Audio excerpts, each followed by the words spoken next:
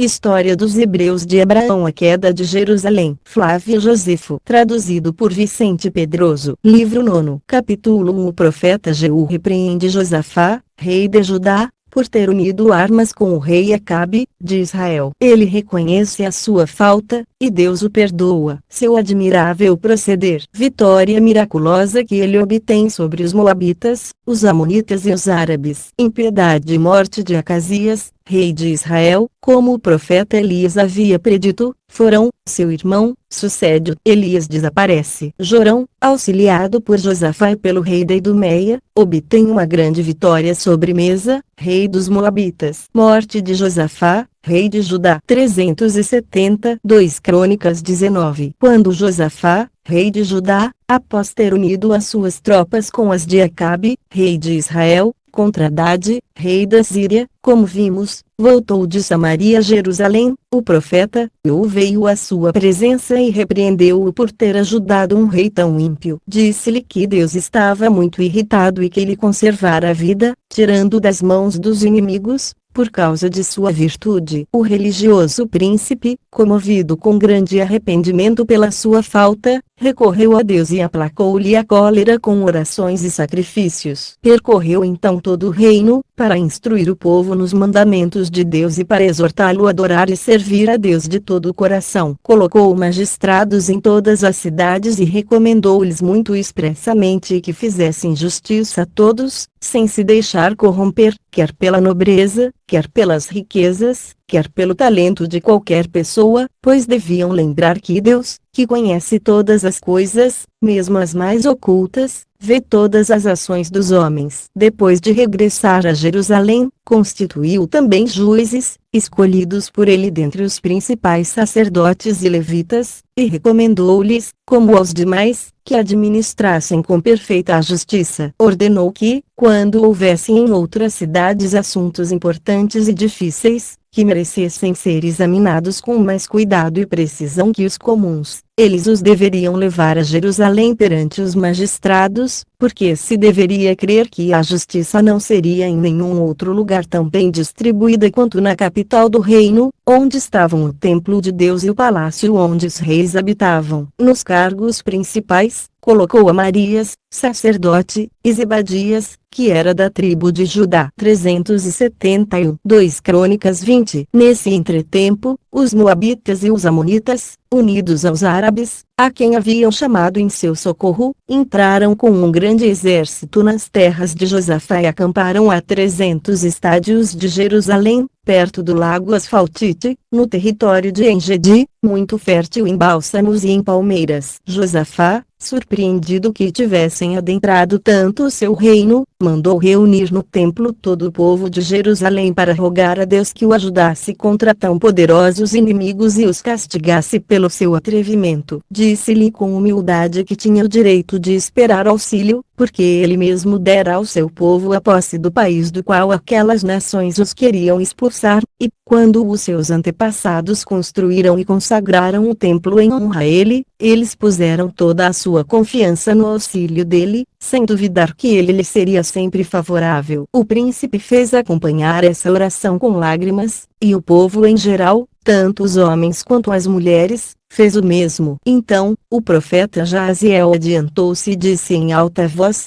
dirigindo-se ao rei e àquela grande multidão, que os seus votos haviam sido ouvidos. Deus combateria por eles e lhes daria a vitória. Deveriam partir no dia seguinte para enfrentar o inimigo, até uma colina denominada Ziz, isto é, eminência, em hebreu, que está entre Jerusalém e Engedi, pois ali os encontrariam. Não teriam necessidade de se servir das armas, porque seriam apenas espectadores do combate que Deus travaria, ele mesmo, em favor deles. Ante as palavras do profeta, o rei e todo o povo prostraram-se com o rosto em terra, deram graças a Deus e o adoraram. Os levitas, com acompanhamento de música, cantaram hinos em seu louvor. 372. No dia seguinte, ao raiar do dia, o rei Josafá se pôs em campo e, quando chegou ao deserto que está abaixo da cidade de Tecoa, disse às tropas que não havia necessidade de combater, como num dia de luta,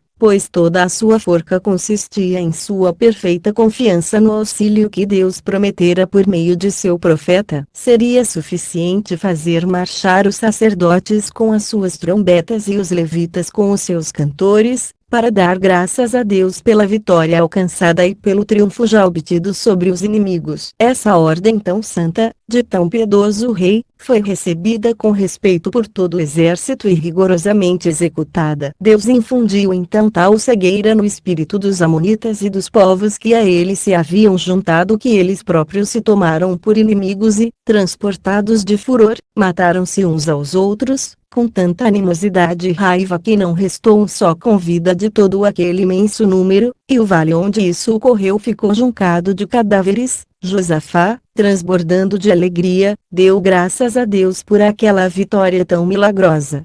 Pois quem obteve a glória de conquistá-la não havia tomado parte nela nem corrido perigo algum. Ele permitiu depois que os soldados saqueassem o campo dos inimigos e despojassem os mortos. Levaram 3 dias inteiros para isso, tão grande era o número de mortos e tantas as riquezas. No 4º dia, o povo reuniu-se num vale para cantar louvores a Deus e as maravilhas de seu poder, por isso deu-se àquele lugar o nome de Vale dos Louvores, que conserva ainda hoje. Esse piedoso e glorioso príncipe, após regressar com o seu exército para Jerusalém, passou vários dias fazendo sacrifícios e festas públicas, em regozijo e ação de graças pelo favor que ele e todo o seu povo haviam recebido de Deus, tendo ele mesmo combatido no lugar deles e destruído os inimigos com o efeito prodigioso de seu soberano poder. A fama dessa vitória sobrenatural espalhou-se entre as demais nações, e não puderam elas duvidar de que esse grande soberano fosse particularmente querido de Deus. Conceberam um tão alto conceito de sua justiça e honestidade que a conservaram durante todo o resto de seu reinado. 373. Como ele era amigo de Acasias, rei de Israel, filho de Acabe, equiparam juntos uma grande frota para navegar ao Ponto e a Trácia, mas esses navios naufragaram, porque não eram grandes o suficiente para ser dirigidos, e assim eles abandonaram o projeto. 374. 2 Reis 1. Vamos agora falar de Acasias. Ele sempre morou em Samaria e foi tão mau quanto o seu pai e o seu avô. Foi grande imitador da impiedade de Jeroboão, que por primeiro levou o povo a se afastar da adoração ao verdadeiro Deus. No 2º ano do reinado desse rei jovem e mau, os moabitas recusaram-se a pagar-lhe o tributo que deviam a Acabe, seu pai. Um dia, ao descer uma galeria do palácio, ele caiu e, tendo-se ferido muito, mandou consultar o oráculo de Milhode, deus de Ecrom, para saber se ele ficaria curado daquele ferimento. Deus ordenou ao profeta Elias que fosse à presença dos enviados do rei perguntar-lhe se o povo de Israel não tinha Deus, pois o rei os estava mandando consultar um deus estrangeiro. Depois que Elias desempenhou a sua incumbência, ordenou-lhes que fossem dizer ao seu senhor que ele morreria daquele ferimento, e eles voltaram ao seu país. Acasias, assustado por vê-los voltar tão depressa, perguntou-lhes o motivo, e eles responderam que haviam encontrado um homem, o qual os impedira de ir além e ordenara que lhe dissessem, da parte de Deus, que aquela doença iria agravar-se gradualmente. O rei perguntou como era o homem, e eles relataram que era todo coberto de pelos e trazia as vestes presas por um cinto de couro. Acasias percebeu então que se tratava de Elias, e enviou um oficial com 50 soldados para prendê-lo. O oficial achou-o sentado no alto de um monte e ordenou-lhe que o seguisse, para ir falar com o rei, e, se ele não o fizesse espontaneamente, levá-lo-ia à força. Elias respondeu que lhe mostraria com fatos que era um verdadeiro profeta. Dizendo essas palavras, rogou a Deus que fizesse descer fogo do céu para castigar aquele oficial e todos os seus soldados. Imediatamente apareceu no céu um turbilhão de chamas, que os reduziu a cinzas. A notícia foi levada ao rei, e ele enviou outro oficial, com igual número de soldados, que ameaçou do mesmo modo levar à força o profeta, se ele não quisesse ir de boa vontade. Elias renovou a sua oração, e fogo do céu devorou também aquele oficial e todos os seus soldados, tal como sucedera aos anteriores. O rei enviou então um terceiro oficial e mais 50 soldados. Como esse era mais sensato, ele aproximou-se do profeta, saudou-o cortesmente e disse-lhe: não ignorais sem dúvida que é contra o meu desejo e somente para obedecer à ordem do rei que vos venho falar,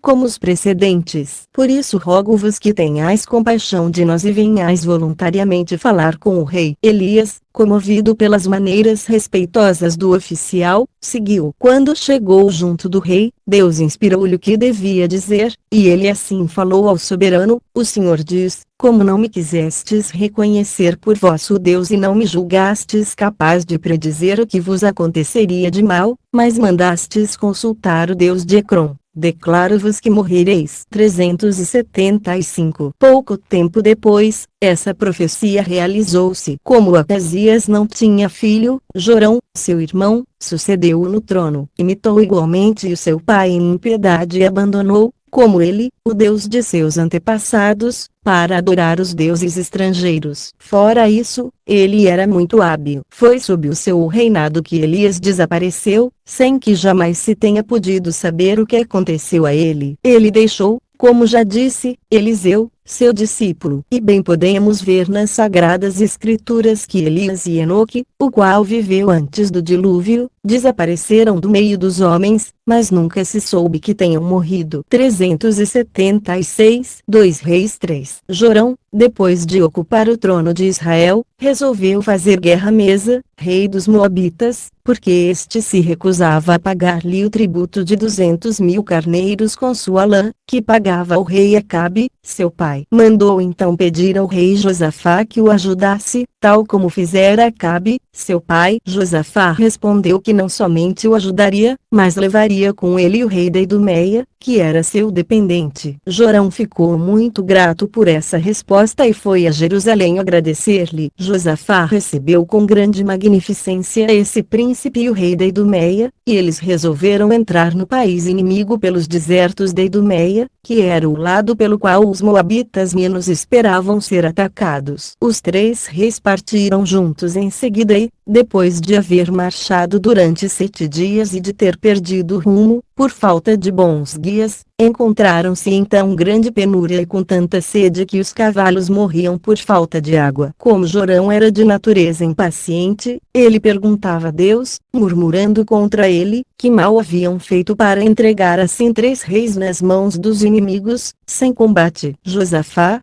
que, ao contrário, era um príncipe muito religioso, consolava-o, e indagou se não havia no exército algum profeta de Deus a quem pudessem consultar a respeito do que fazer em tal contingência. Um dos servidores de Jorão declarou ter visto Eliseu, filho de Safate, que era discípulo de Elias. Logo os 3 reis, por conselho de Josafá, foram procurá-lo em sua cabana, que ficava fora do acampamento, e pediram-lhe, particularmente Jorão, que lhes revelasse o resultado daquela guerra. Ele respondeu ao príncipe que o deixasse descansar e fosse consultar os profetas de seu pai e de sua mãe, que também eram verdadeiros. Jorão insistiu e rogou-lhe que falasse, pois estava em jogo a vida de todos. Eliseu tomou então a Deus por testemunha e afirmou com juramento que só lhe responderia em consideração a Josafá, que era um príncipe justo e temente a Deus. Disse em seguida que fizessem vir um músico com instrumentos. Quando ele começou a tocar, o profeta, cheio do Espírito de Deus, disse aos 3 reis que mandassem fazer uns regos na torrente, e eles veriam que, embora o ar permanecesse imóvel, sem vento algum, e sem que caísse do céu uma gota de água, os regos ficariam cheios e forneceriam a eles e a todo o exército água para matar a sede. Disse mais o profeta, e esse não será o único favor que recebereis de Deus, pois com o auxílio dele vencereis os vossos inimigos, tomareis as mais belas e as mais fortes de suas cidades e devastareis o seu país, cortareis as suas árvores, fareis secar as suas fontes e desviareis o curso de seus regatos. Assim falou-lhes o profeta, e no dia seguinte, antes do nascer do sol, viu-se a torrente completamente cheia de água,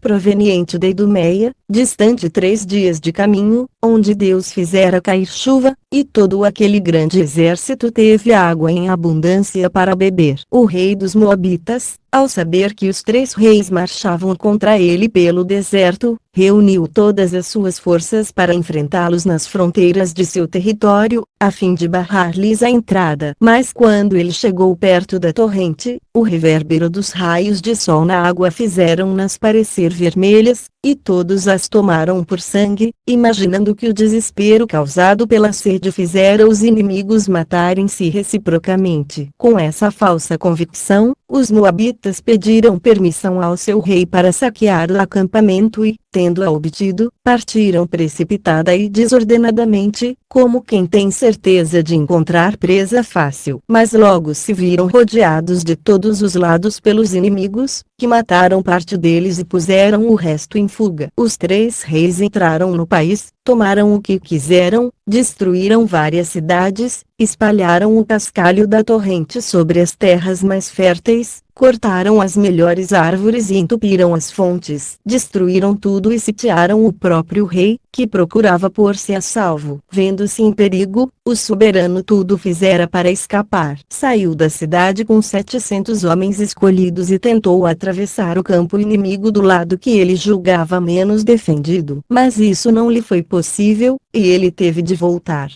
O desespero então levou-o a fazer o que não se pode descrever sem horror. Ele tomou o príncipe, seu filho mais velho e sucessor, e sacrificou-o sobre as muralhas da cidade, à vista dos sitiantes. Tão terrível espetáculo comoveu os 3 reis, enchendo-os de tanta compaixão que, levados por um sentimento de humanidade, levantaram o cerco, e cada qual voltou para o seu país. Josafá viveu muito pouco depois disso. Morreu em Jerusalém, na idade de 60 anos, dos quais reinara apenas 25. Enterraram-no com a magnificência que merecia tão notável soberano e tão grande imitador das virtudes de Davi. Capítulo 2. Jeorão, filho de Josafá, sucede o óleo multiplicado milagrosamente por Eliseu em favor da viúva de Obadias. Hadade, rei da Síria, manda tropas para prendê-lo, mas Deus os fere com cegueira, e Eliseu os conduz a Samaria. Hadade sitia Forão, rei de Israel. Assédio levantado milagrosamente, segundo a predição de Eliseu. Hadade é estrangulado por Hazael, que usurpa o reino da Síria e de Damasco. Horrível impiedade e idolatria de Jeorão, rei de Judá. Estranho castigo com que Deus o ameaça. 377. 2 Crônicas 21. Josafá, rei de Judá, deixou vários filhos. Jeorão, que era o mais velho, sucedeu-o no trono, como ele havia ordenado. A mulher de Jeorão, como vimos, era irmã de Jorão, rei de Israel, filho de Acabe, que, ao regressar da guerra contra os Moabitas, levará Eliseu com ele para Samaria. Os feitos desse profeta são tão memoráveis que julguei dever relatá-los aqui, segundo o que está escrito nos livros santos. 378. 2 Reis 4. A viúva de Obadias, mordomo do rei Acabe, veio dizer ao profeta que, não tendo meios de restituir o dinheiro que seu marido havia emprestado para alimentar os 100 profetas que, como Eliseu devia saber,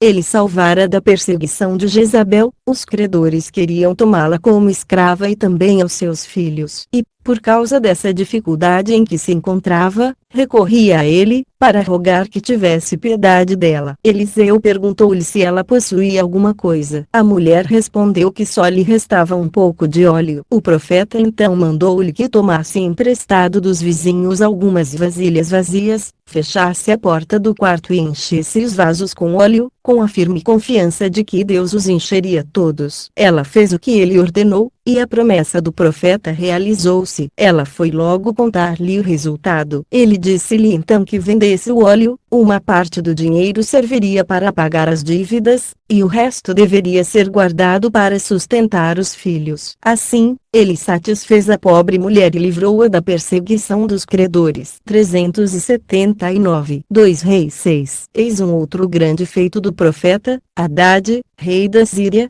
pôs homens de emboscada para matar Jorão, rei de Israel, quando este fosse à caça, mas Eliseu foi avisá-lo e impediu assim que ele fosse morto. Hadade ficou encolerizado por ver frustrada sua esperança, tanto que ameaçou matar todos os que havia encarregado daquela missão, pois, tendo falado somente a eles, alguém devia tê-lo traído e avisado o inimigo. Um deles então protestou, dizendo que eram todos inocentes daquele crime, que o rei deveria entender-se com Eliseu, a quem nenhum de seus intentos era segredo, os quais o profeta referia a Jorão. Hadade aceitou essas razões e ordenou que procurassem saber em que cidade estava o profeta. Hadade soube que ele estava em Dota e para lá enviou um grande número de soldados, a fim de prendê-lo. Penetraram na cidade à noite, para que ele não pudesse escapar, porém o criado de Eliseu o soube bem cedo, todo trêmulo, correu a contar ao profeta. Este, que confiava no socorro do alto, disse-lhe que nada temesse e rogou a Deus que o tranquilizasse, fazendo-lhe conhecer a grandeza de seu poder infinito. Deus o ouviu e permitiu que o servo contemplasse uma grande multidão de cavaleiros e carros armados, prontos para defender o profeta. Eliseu rogou a Deus também que cegasse de tal modo os sírios que eles nada pudessem ver. Deus consentiu, e o profeta meteu-se no meio deles, perguntando a quem procuravam. Responderam que procuravam Eliseu, o profeta. Ele disse-lhes: se quiserdes seguir-me, levar-vos-ei até a cidade onde ele está. E, como Deus não somente lhes tirara a vista, mas obscurecera-lhes também o espírito, eles o seguiram. Eliseu levou-os a Samaria. O rei Jorão,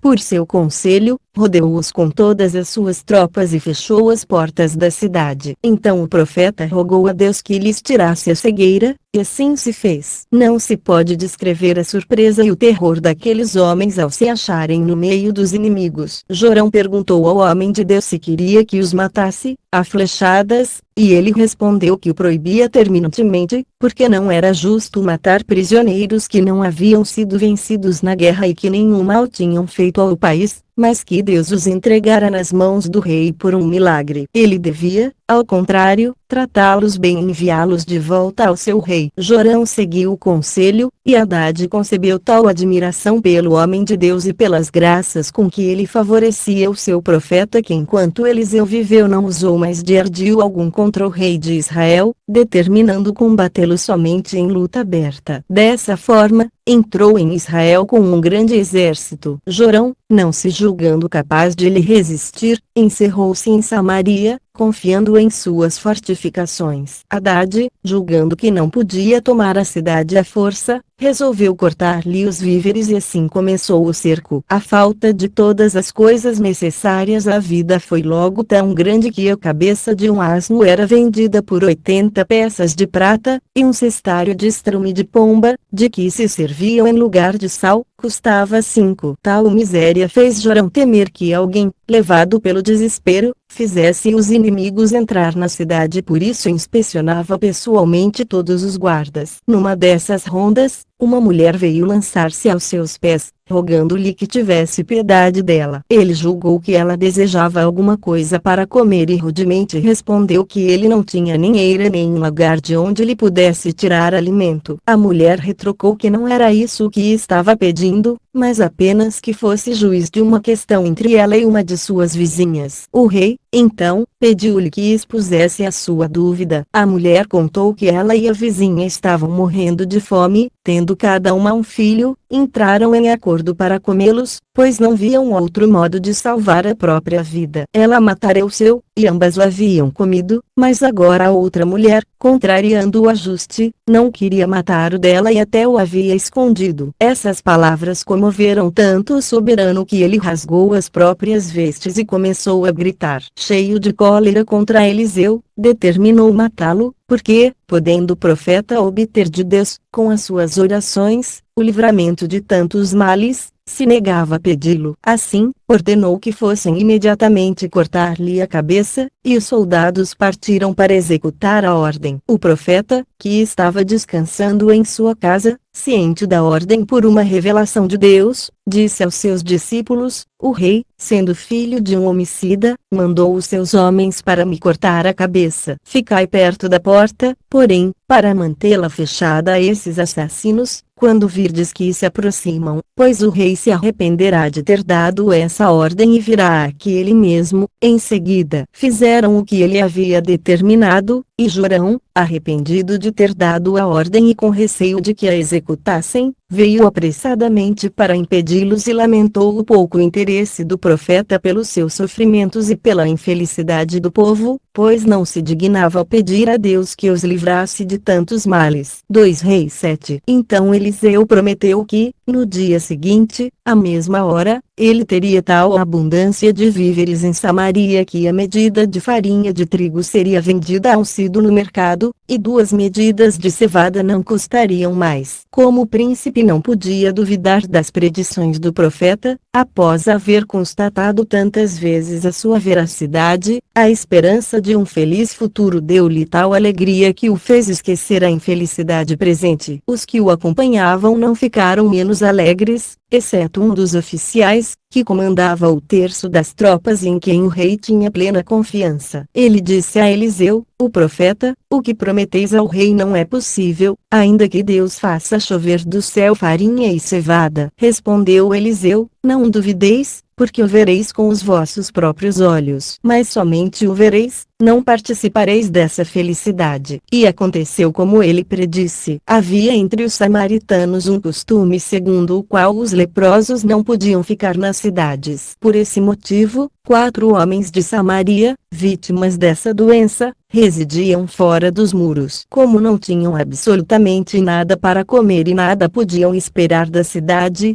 por causa da extrema carestia que estava reduzida, e como sabiam que não deixariam de morrer de fome, quer fossem pedir esmola, quer ficassem em casa, julgaram melhor entregar-se aos inimigos. Porque se estes tivessem compaixão deles, lhes salvariam a vida, e se os matassem, seria uma morte muito mais suave que a outra, que lhes era inevitável. Depois de tomar essa resolução, partiram para o acampamento dos sírios. No entanto, Deus tinha feito aquele povo ouvir durante a noite um rumor semelhante ao de cavalos e de carros, como se um grande exército os viesse atacar. Isso causou-lhes tal espanto que eles abandonaram as suas tendas e disseram a Hadade, seu rei, que o rei do Egito e os reis das ilhas tinham vindo em auxílio de Jorão, e já se ouvia o retinir de suas armas. Como Hadade havia também escutado o ruído, facilmente prestou fé às palavras deles, sem que ele ou os seus soubessem o que fazer. Então fugiram, com tanta precipitação e em tal desordem que nada levaram de seus bens e das riquezas de que o acampamento estava cheio. Os leprosos entraram no campo inimigo e lá encontraram em abundância toda a espécie de bens, sem ouvir o menor ruído. Avançaram ainda mais e entraram numa tenda, onde, não encontrando ninguém, beberam e comeram o quanto quiseram. Apoderaram-se de vestes, de dinheiro e de grande quantidade de ouro e prata, que enterraram num campo fora do acampamento. Passaram a outra tenda e ainda a 2 outras, onde fizeram o mesmo, sem encontrar ninguém. Então não tiveram mais dúvidas de que os inimigos haviam fugido e lastimaram não terem levado ainda aquela notícia ao rei e aos seus concidadãos. Por isso se apressaram e foram gritar às sentinelas que os inimigos se haviam retirado. As sentinelas avisaram o corpo da guarda mais próximo da pessoa do rei, que ao tomar ciência do fato reuniu em conselho os seus chefes e servidores particulares e disse-lhes que aquela retirada dos sírios era suspeita. Tinha motivo para temer que Hadade, ansioso por tomar a cidade pela fome, tivesse fingido retirar-se, a fim de que os sitiados fossem saquear o acampamento. Assim, ele voltaria de repente, cercá-los-ia de todas as partes, matando-os facilmente, e tomaria a cidade sem resistência alguma. Seu parecer era de que não se incomodassem com o que acontecera e continuassem como antes. Um dos presentes a esse conselho, que estava entre os mais sensatos, acrescentou, depois de elogiar tal parecer, que julgava muito apropriado enviar 2 cavaleiros para observar o que se passava no campo até o Jordão. Se fossem apanhados pelos inimigos, os outros saberiam conservar-se prudentemente em guarda, para não cair no mesmo perigo. E, se eles fossem mortos, estariam apenas antecipando um pouco a própria morte, pois não tinham como conter a carestia. O rei aprovou a proposta e ordenou imediatamente aos cavaleiros que fossem observar o campo inimigo. Eles voltaram dizendo que não haviam encontrado uma pessoa sequer no acampamento e tinham visto o caminho inteiramente coberto de armas e de grãos, que eles haviam lançado fora para fugir mais depressa. Então Jorão permitiu aos seus que fossem saquear o campo dos sírios. Recolheram uma enorme riqueza de despojos, pois, além de grande quantidade de ouro, prata, cavalos e gado, encontraram tanto trigo e cevada que parecia um sonho. Assim esqueceram logo os males passados, e houve abundância, tal como Eliseu havia predito. 2 medidas de cevada se vendiam por um sido, e a medida de farinha, pelo mesmo preço. Essa medida continha 1,5 modo da Itália. O único que não teve parte em tão feliz mudança foi o oficial que acompanhava do rei quando este fora falar com Eliseu. O príncipe ordenara-lhe que ficasse à porta da cidade, para impedir que as pessoas, na pressa de sair, matassem umas às outras. E ele foi sufocado, vindo a morrer,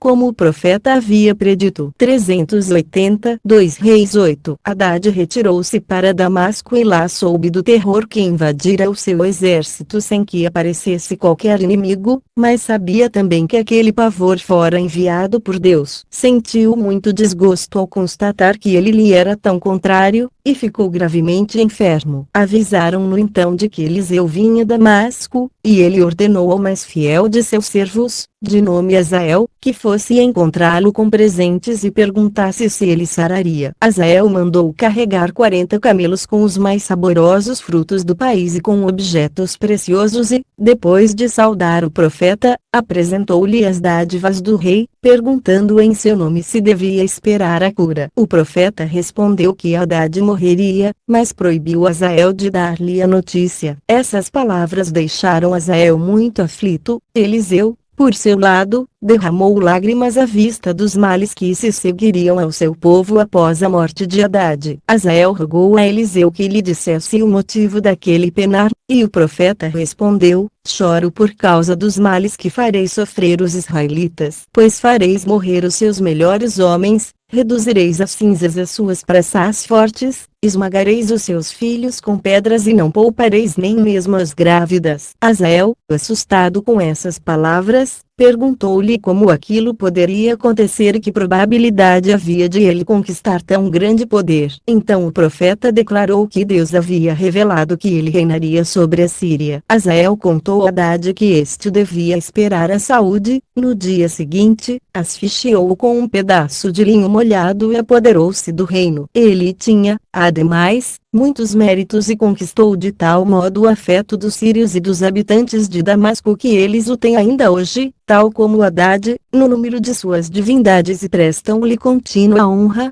por causa dos benefícios que receberam de ambos, dos soberbos templos que eles construíram e de tantos embelezamentos de que a cidade de Damasco lhes é devedora. Enaltecem também a antiguidade de sua descendência, pois ainda vivem, 1100 anos depois. Jorão, rei de Israel, informado da morte de Haddad, julgou que nada mais tinha a temer e que passaria tranquilo o resto de seu reinado. 382 Reis 11. 2 Crônicas 21. Voltemos a Jorão, rei de Judá. Não havia ele subido ao trono, e seu mau governo logo se revelou, pelo assassinato dos próprios irmãos e dos homens mais ilustres do reino, aos quais Josafá, seu pai, dedicara grandíssima estima. Ele não se contentou em imitar aqueles reis de Israel que primeiro violaram as leis de nossos antepassados e mostraram a sua impiedade para com Deus, mas o sobrepujou a todos em muitas espécies de crimes e aprendeu de Atalia, sua mulher, filha de Acabe, a prestar aos deuses estrangeiros sacrílegas adorações. Assim, dia a dia, ele cada vez mais irritava Deus, por causa de sua impiedade e pela profanação das coisas mais santas de nossa religião. Deus, No entanto, não o quis exterminar, por causa da promessa que fizera a Davi. Os idumeus, todavia, que antes lhe eram submissos, sacudiram o jugo, começando por matar o seu próprio rei, que sempre fora fiel a Josafá, e colocando outro em seu lugar. Jeorão, para vingar-se, entrou à noite naquele país com muitos carros e soldados de cavalaria e destruiu algumas cidades e aldeias da fronteira, sem ousar contudo ir além. Mas essa expedição, em vez de torná-lo temível àqueles povos, levou ainda outros a se revoltar contra ele, e os que habitam o país de Líbina não o quiseram mais reconhecer como soberano. A loucura e o furor desse rei chegou a tal excesso que ele obrigou os súditos a adorar falsos deuses nos lugares mais elevados dos montes. Certo dia, estando ele muito agitado, trouxeram-lhe uma carta de Eliseu, na qual o profeta o ameaçava com uma terrível vingança da parte de Deus, pois, em vez de observar as suas leis, como os seus predecessores, ele preferira imitar os erros abomináveis dos reis de Israel, obrigando a tribo de Judá e os habitantes de Jerusalém, tal como Acabe fizera aos israelitas, a abandonar o culto ao verdadeiro Deus para adorar ídolos. E, a tudo isso acrescentara ainda o assassinato dos próprios irmãos e de tantos homens de bem. Por isso receberia o merecido castigo, o seu povo cairia sob a espada dos inimigos, e os cruéis vencedores não poupariam nem as esposas nem os filhos dele. Ele veria com os próprios olhos saírem-lhe as entranhas de seus corpos e então iria se arrepender, porém seria tarde demais, e o seu arrependimento não o impediria de morrer em meio a muitas dores. Capítulo 3 Morte horrível de Jeorão, rei de Judá. Acasias, seu filho, sucede-o. 382. Algum tempo depois, os árabes que estão perto da Etiópia, auxiliados por um grande número de outros bárbaros, entraram no reino de Jeorão. Saquearam-no totalmente e mataram todas as suas mulheres e filhos, com exceção de um, chamado Acasias. Jeorão, segundo a predição com que o profeta o havia ameaçado, contraiu uma horrível doença e morreu depois de haver sofrido o que não se pode descrever. O povo, em vez de lastimá-lo, sentiu tal aversão por sua memória que, julgando indigno de receber qualquer honra, não quis que ele fosse enterrado no sepulcro de seus antepassados. E Deus assim permitiu, segundo a minha opinião, para mostrar o horror que ele nutria pela impiedade desse soberano. Jeorão reinou 48 anos, e Acasias, seu filho, sucedeu. Capítulo 4 Jorão, rei de Israel, sitia Ramote. É ferido e retira-se a Jezreel para se medicar, deixando Jeú no comando do exército para continuar o cerco. O profeta Eliseu consagra Jeú rei de Israel, com ordem de Deus para ele exterminar toda a família de Acabe. Jeú dirige-se a Jezreel, onde está Jorão, rei de Israel. Acasias, rei de Judá, seu sobrinho, visita Jorão. 383. Jorão, rei de Israel, acreditando poder reconquistar a cidade de Ramote-Gileade, sitiou-a, depois da morte do rei da Síria, com grande exército, sendo ferido nesse cerco por uma flecha tirada por um sírio. Como o ferimento não era mortal, ele retirou-se para a cidade de Jezreel, a fim de tratar a ferida, deixando o cerco a cargo de Jeú, filho de Josafá, que comandava suas tropas. Esse general tomou a cidade num assalto, e Jorão resolveu continuar a guerra aos sírios logo que se tivesse curado do ferimento. Nesse mesmo tempo, o profeta Eliseu ordenou a um de seus discípulos que tomasse o óleo santo e fosse a Ramote consagrar Jeú rei de Israel e declarar-lhe que o fazia por ordem de Deus. Feito isso, o discípulo deveria se retirar em seguida, como quem está fugindo, a fim de que ninguém fosse tido como suspeito de cumplicidade naquele ato. O discípulo encontrou Jeú assentado entre os seus oficiais, conforme dissera o profeta, e pediu para falar-lhe em particular. Jeú levantou-se e levou-o ao seu aposento. Ali o profeta derramou-lhe o óleo santo sobre a cabeça e disse-lhe: Deus vos consagra rei de Israel, para vingar o crime cometido por Jezabel, quando, contra toda a espécie de justiça, derramou o sangue dos profetas. Ele vos ordena que extermineis completamente a descendência de Acabe, bem como a de Jeroboão, a de Nabate, seu filho, e a de Baasa, por causa de sua impiedade. Terminando de falar essas palavras, o profeta retirou-se do quarto apressadamente. Jeú voltou para junto daqueles que havia deixado, perguntando-lhes o que viera fazer aquele homem, que parecia ter perdido o juízo. Ele respondeu: tendes razão em falar assim, pois ele falou-me como um louco. A curiosidade de saber o que o homem dissera os fez insistir em que Jeú contasse o que se passara, e ele disse: revelou-me ele que a vontade de Deus é fazer-me rei. A essas palavras, eles puseram os seus mantos em terra, uns sobre os outros, para que Jeú se sentasse sobre eles, como em um trono, e o proclamaram rei ao som de trombetas. O novo soberano marchou em seguida com todo o exército para Jezreel, onde, como dissemos, o rei estava fazendo curar o seu ferimento. Acasias, rei de Judá, filho de sua irmã, tinha vindo visitá-lo. Jeú, para surpreender Jorão e não falhar em sua empresa, pediu a todos os soldados que, se quisessem dar uma prova de que o haviam escolhido de boa mente para rei, impedissem que Jorão soubesse de sua chegada. Capítulo 5. Jeú mata Jorão, rei de Israel, e Acasias, rei de Judá. 384. O exército de Jeú obedeceu com alegria essa ordem e ocupou de tal modo as estradas que iam a Jezreel que era impossível avisar o rei de sua chegada. Jeú, sobre o seu carro, acompanhado pelo melhor de sua cavalaria, marchou para a cidade. Quando já estava perto, a sentinela avisou que via aproximar-se um grupo de cavaleiros. O rei ordenou a um dos seus que fosse verificar quem eram. O cavaleiro foi a Jeú e disse-lhe que o rei o mandava para saber como iam as coisas no exército. Jeú respondeu-lhe que não se devia impressionar e que o seguisse. A sentinela, vendo que o cavaleiro, em vez de voltar, tinha se reunido ao grosso dos cavaleiros, foi avisar Jorão, que mandou um segundo, ao qual Jeú também reteve. A sentinela avisou Jorão novamente, e então ele subiu ao carro, acompanhado por Acasias,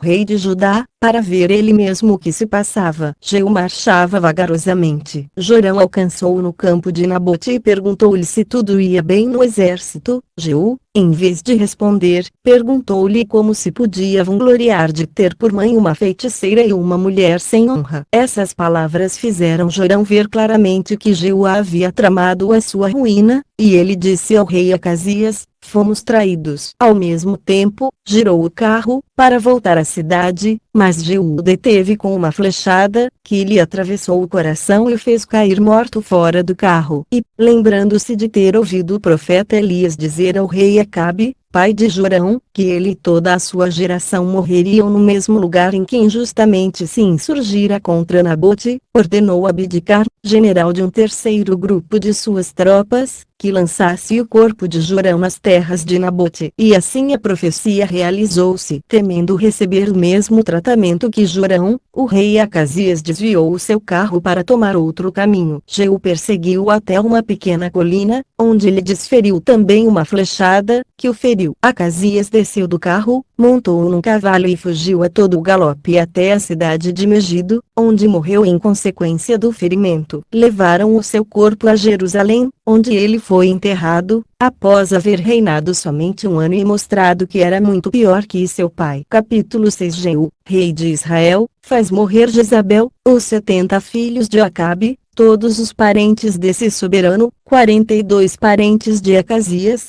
rei de Judá, e em geral todos os sacerdotes de Baal, o falso deus dos tírios, ao qual Acabe mandara construir um templo. 385. Quando Jeú fez a sua entrada em Jezreel, a rainha Jezabel veio a uma janela, para vê-lo chegar. Estava adornada e bem vestida e disse ao vê-lo aproximar-se: eis o fiel servidor, que assassinou o seu senhor. A essas palavras, Jeú ergueu os olhos, perguntou quem ela era e mandou que dissesse. Ela não quis fazê-lo, e ele então ordenou aos eunucos que estavam com ela que a tirassem para baixo. Os homens obedeceram, e a miserável princesa, caindo, espatifou-se de tal modo sobre as pedras do calçamento que elas ficaram manchadas com o seu sangue. Ela morreu depois, sob as patas dos cavalos que lhe passaram por cima. Jeú ordenou que ela fosse sepultada com a honra devida à grandeza de seu nascimento, sendo de família real, mas apenas foram encontradas as extremidades de seu corpo, pois os cães haviam comido o resto. Isso fez o novo rei lembrar a profecia de Elias, o qual predissera que ela morreria daquele modo, em Jezreel 386. Acabe deixara 70 filhos, e estavam todos em Samaria. Jeú, para experimentar a disposição dos samaritanos para com ele, escreveu aos precepto-reis dos jovens príncipes e aos principais magistrados da cidade, dizendo que escolhessem para rei um dos filhos de Acabe que julgassem digno de reinar e que se vingasse de quem lhe matara o pai, pois eles possuíam armas, cavalos,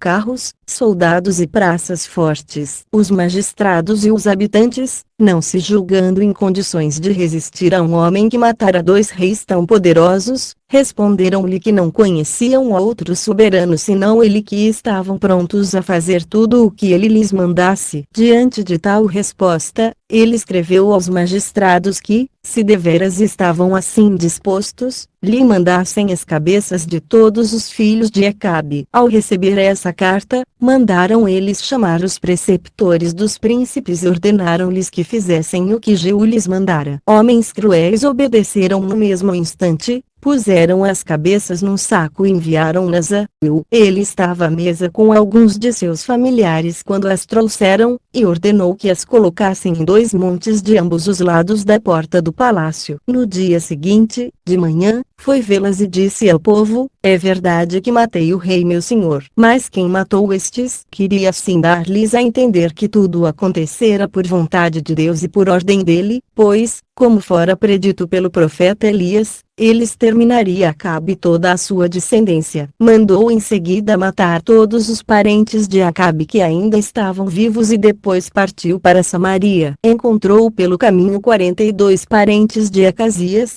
rei de Judá, e perguntou-lhes para onde iam. Responderam que iam saudar Jorão, rei de Israel, e Acasias, o rei que estava com ele, pois não sabiam que ele havia matado ambos. Jeú mandou prendê-los e os fez morrer também. Logo depois, Jonadab, que era um homem de bem e seu velho amigo, veio procurá-lo e louvou-o por haver fielmente cumprido as ordens de Deus, exterminado toda a descendência de Acabe. Jeú disse-lhe que subisse ao seu carro para acompanhá-lo a Samaria e ter a satisfação de constatar que ele não perdoaria um só dentre os maus, mas faria passar a fio de espada todos os falsos profetas e sedutores do povo, que o levavam a abandonar a Deus para adorar falsas divindades, pois nada poderia ser mais agradável a um homem de bem como ele que ver sofrerem os ímpios o castigo que merecem. Jonadab obedeceu, subiu ao carro e foi com ele a Samaria. Jeú continuou a procurar e a matar todos os parentes de Acabe, para impedir que algum dos profetas dos deuses falsos daquele príncipe pudesse escapar.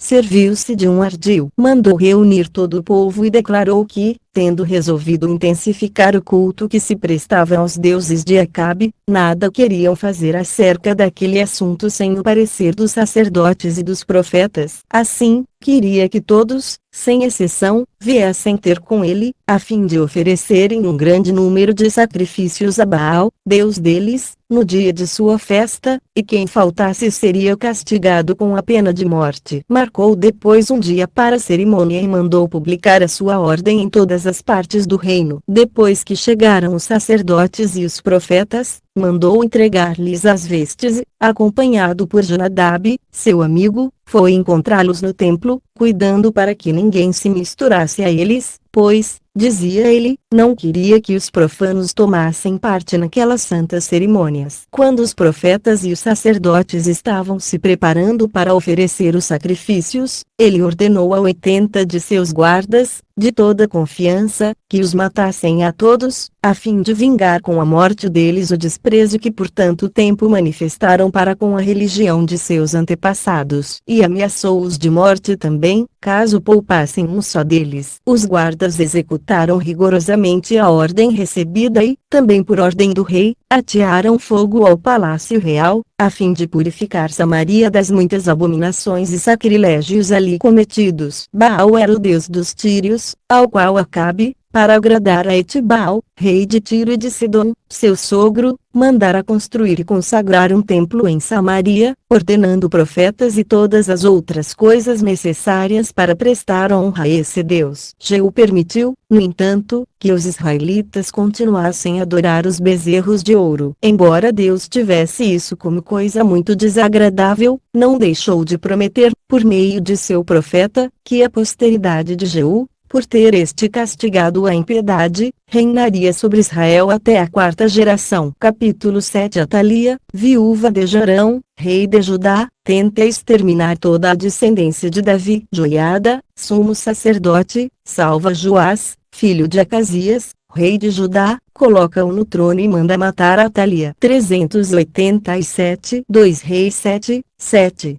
2 Crônicas 22 e 23. Atalia, filha de Acabe, rei de Israel, e viúva de Jorão, rei de Judá, vendo que Jeú matara Jorão, irmão dela, e que exterminava toda a sua descendência, não tendo poupado nem mesmo Acasias, seu filho, rei de Judá, resolveu também exterminar toda a descendência de Davi, para que nenhum dos descendentes deste pudesse subir ao trono. Nada ela omitiu na execução de seu desígnio, e apenas um dos filhos de Acasias escapou. O que aconteceu deste modo? Jeozeba, irmã de Acasias e mulher de Joiada, sumo sacerdote, entrou no palácio e encontrou no meio daquela carnificina um menino de nome Joás, de apenas 1 ano de idade, o qual fora ocultado por sua ama. Ela então o apanhou e levou, sem que nenhum outro, a não ser o marido, tivesse ciência disso. Criou-o no templo durante os 6 anos em que Atalia reinou em Jerusalém. No fim desse tempo, Joiada persuadiu 5 oficiais a se unir a ele para tirar a coroa de Atalia e colocá-la sobre a cabeça de Joás. Obrigaram-se todos, com juramento, a guardar segredo e conceberam firme esperança de realizar o seu intento. Esses 5 oficiais foram depois a toda parte convocar, em nome do sumo sacerdote, os sacerdotes, os levitas e os principais das tribos a se dirigirem a Jerusalém. Depois que lá chegaram, Joiada disse-lhes que, se lhe prometessem com juramento guardar um segredo inviolável, comunicaria a eles um assunto muito importante para todo o reino, no qual ele tinha necessidade de seu auxílio. Eles prometeram e juraram. Então ele mostrou-lhes o único príncipe que restava da descendência de Davi e disse: Eis aí o vosso rei, o único que resta da família daquele que, bem sabeis, Deus revelou e predisse que reinaria para sempre sobre vós. Assim, se quiserdes seguir o meu conselho, sou de opinião que 1/3 parte de vós tome o cuidado de conservar este príncipe no templo, outra 1/3 parte se apodere de todas as avenidas e a 1/3 parte restante monte guarda a porta pela qual se vai ao palácio real, que ficará aberta. Os que não tiverem armas fiquem no templo, onde ninguém entrará armado, exceto os sacerdotes. Escolheu em seguida alguns sacerdotes e levitas para que, armados, ficassem junto da pessoa do novo rei, a fim de lhe servirem de guardas, com ordem de matar a todos os que lá quisessem entrar com armas e cuidar somente da conservação da pessoa do príncipe. Todos aprovaram o conselho e se puseram a executá-lo. Joiada então abriu o depósito de armas que Davi construíra no templo, distribuiu tudo o que lá encontrou aos sacerdotes e aos levitas e colocou-os ao redor do templo, tão próximos uns dos outros que poderiam dar-se as mãos e impedir a entrada de outras pessoas. Levaram em seguida o jovem rei e o coroaram. Joiada consagrou-o com óleo santo, e todos os assistentes, batendo palmas em sinal de alegria, exclamaram: Viva o rei! 388. Atalia ficou não menos surpresa que perturbada com essa notícia e saiu do palácio acompanhada pelos seus guardas. Os sacerdotes deixaram-na entrar no templo, mas os que haviam sido colocados ao redor dele repeliram os guardas e o resto do séquito. Quando a altiva princesa viu o jovem príncipe sentado no trono e com a coroa na cabeça,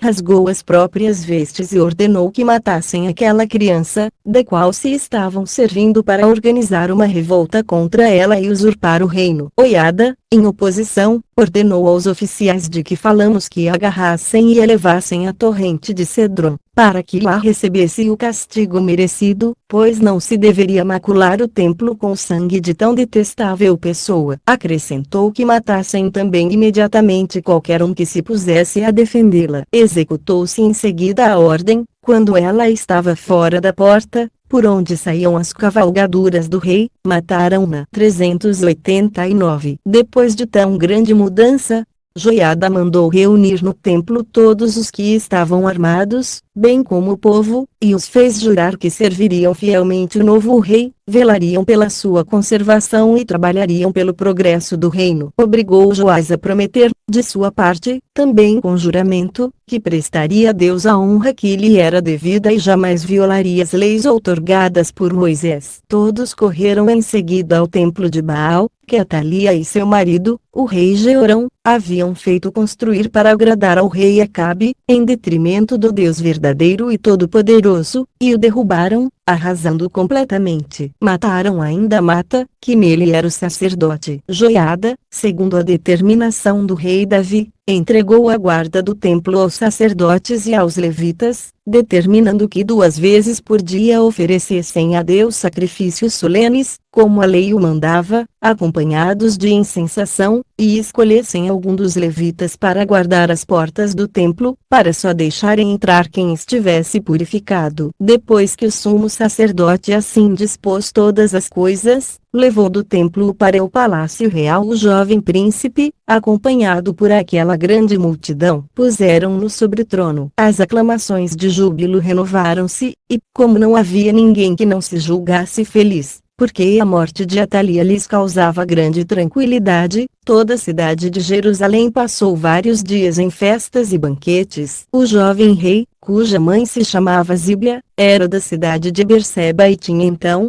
como já dissemos, apenas 7 anos. Foi muito religioso e zeloso das leis de Deus durante o tempo em que Joiada viveu e desposou, por conselho deste, 2 mulheres, das quais teve filhos e filhas. Capítulo 8. Morte de Jeú, rei de Israel. Jeoacás, seu filho, sucede Joás, rei de Judá, restaura o templo em Jerusalém. Morte de Joiada, sumo sacerdote. Joás esquece-se de Deus e entrega-se a toda espécie de impiedade. Manda apedrejar Zacarias, sumo sacerdote filho de Joiada, que o repreendia. Azael, rei da Síria, cerca Jerusalém. Joás entrega-lhe todos os seus tesouros para fazê-lo levantar o cerco. É morto pelos amigos de Zacarias. 390. Azael, rei da Síria, fez guerra a Jeú, rei de Israel, e devastou todo o país que as tribos de Ruben, Gade e metade da de Manasses ocupavam, além do Jordão. Sem que Jeú pensasse em impedi-lo, saqueou também as cidades de Gileade e de Bazã, incendiou tudo e não poupou nenhum dos que lhe caíram nas mãos. Esse infeliz rei de Israel, cujo zelo aparente havia sido mera hipocrisia, desprezou as leis de Deus por um orgulho sacrílego. Reinou 28 anos e Jeoacás, seu filho, sucedeu. 391. 2 Reis 12.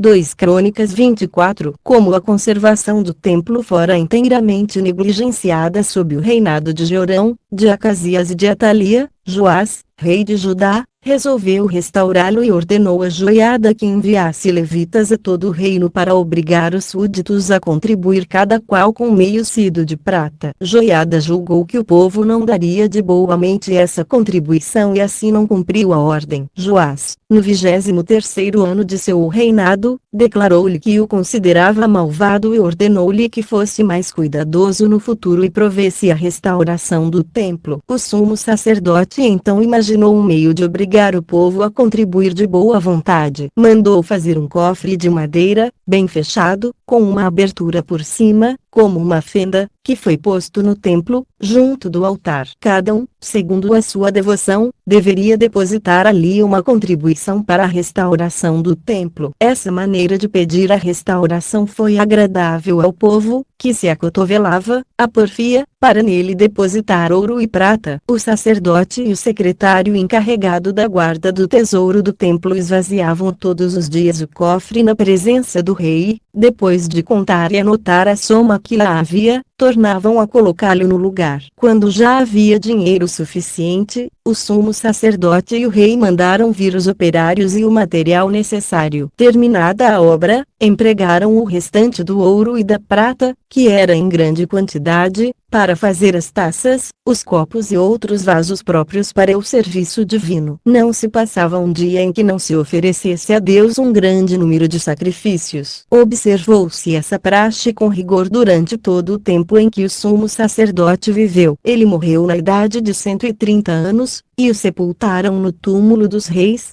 tanto por causa de sua rara probidade quanto por haver ele conservado a coroa na família de Davi. Logo o rei Joaze, à sua imitação, os principais do país se esqueceram de Deus. Entregaram-se a toda sorte de impiedade e pareciam ter prazer em calcar aos pés a religião e a justiça. Deus repreendeu-o severamente, por meio dos profetas, que lhes mostraram o quanto ele estava irritado contra eles. Mas eles estavam tão empedernidos no pecado que nem as ameaças nem o exemplo dos horríveis castigos que seus antepassados haviam sofrido por caírem nos mesmos crimes os trouxeram de volta ao cumprimento do dever. Tanto cresceu o seu frenesi que Joás, esquecendo os favores que devia Joiada, mandou apedrejar Zacarias no próprio templo pelo fato de este, por inspiração divina, havê-lo exortado na presença de todo o povo a agir com justiça no futuro e por ameaçá-lo com grandes castigos, caso continuasse no pecado. Zacarias era filho de Joiada e lhe sucedera no cargo de sumo sacerdote. Esse santo homem, ao morrer, tomou a Deus por testemunha de como o príncipe, em recompensa ao salutar serviço que lhe prestava e também pelo trabalho de seu pai, fora injusto e cruel a ponto de fazê-lo morrer daquele modo. 392. Deus não tardou muito tempo em castigar esse tão grande crime. Hazael, rei da Síria, entrou com um grande exército no reino de Joás. Ele tomou, saqueou e destruiu a cidade de Gate e sitiou Jerusalém. Joás foi tomado de tal medo que, para se ver livre desse grande perigo, lhe entregou todos os tesouros do templo, bem como os dos reis seus predecessores, e todos os presentes oferecidos a Deus pelo povo. Isso contentou a ambição daquele soberano, que levantou o cerco e retirou-se. Mas Joás não pôde evitar o castigo que merecia. Foi vítima de uma grave enfermidade, e os amigos de Zacarias o mataram no leito, para vingar a morte do amigo e do filho de um homem cuja memória era tida em tão grande veneração. O mau príncipe tinha então 47 anos. Enterraram-no em Jerusalém, porém não no sepulcro dos reis, porque não foi julgado digno disso. Capítulo 9. Amazias sucede a Joás, seu pai, no reino de Judá. Jeoacás, rei de Israel, quase dominado por Hazael, rei da Síria, recorre a Deus, e ele o ajuda. Jeoás, seu filho, sucede a morte do profeta Eliseu, que prediz a vitória de Joás sobre os sírios. O corpo do profeta ressuscita um morto. Morte de Hazael, rei da Síria. Hadade, seu filho, sucede o 393. 2 Reis 14.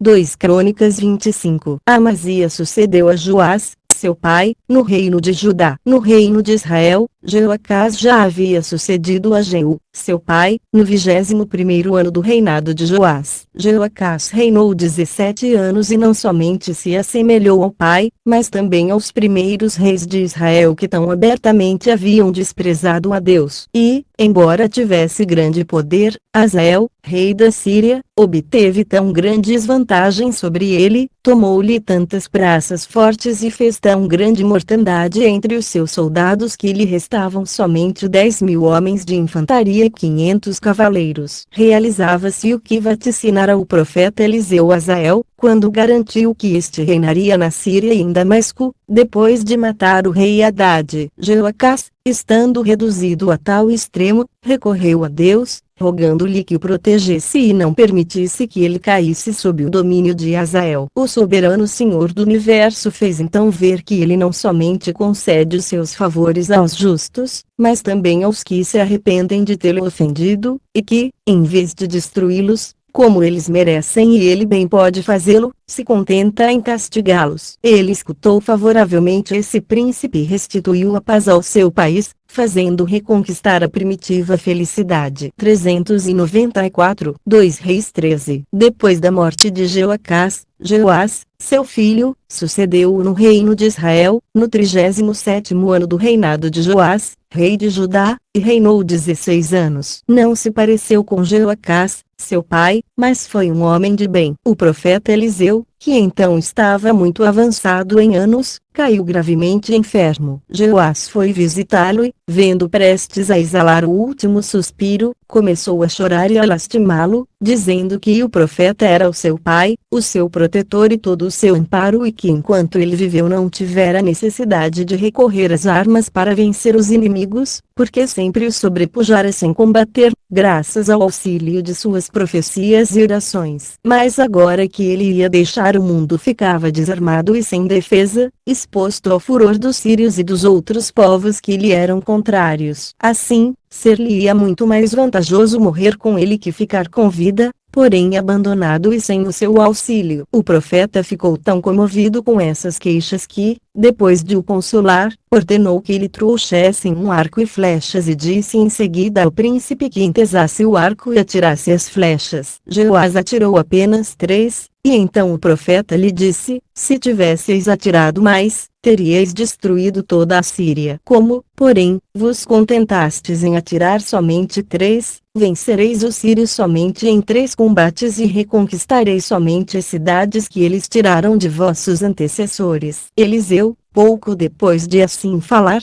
morreu. Era um homem de eminente virtude visivelmente ajudado por Deus. Viram-se os efeitos maravilhosos e quase incríveis de suas profecias, e a sua memória ainda hoje é tida em grande veneração por todos os hebreus. Fizeram-lhe um magnífico túmulo, como merece uma pessoa quem Deus cumula de tantas graças. Aconteceu que alguns ladrões, depois de matarem um homem, lançaram-no nesse túmulo. E o cadáver, apenas por tocar o corpo do profeta, voltou à vida, ressuscitado, o que nos mostra que não somente durante a vida, mas também depois da morte, ele havia recebido de Deus o poder de fazer milagres. 395. Morreu Azael, rei da Síria, e Haddad, seu filho, sucedeu. Jeoás, rei de Israel, venceu em 3 batalhas e reconquistou as cidades que Azael, seu pai, havia tirado aos israelitas, como predissera o profeta Eliseu. Jeoás, morrendo também, foi substituído por seu filho Jeroboão e no trono do reino de Israel. Capítulo 10. Amazias, rei de Judá, ajudado por Deus, derrota os amalequitas, os idumeus e os gabalitanos. Esquece-se de Deus e oferece sacrifícios aos ídolos. Como castigo pelo seu pecado, é vencido e feito prisioneiro por Jeoás, rei de Israel, a quem é obrigado a entregar Jerusalém. É assassinado pelos seus partidários. Uzias, seu filho, sucede-o. 396. No segundo ano do reinado de Jeoás, rei de Israel, Amazias,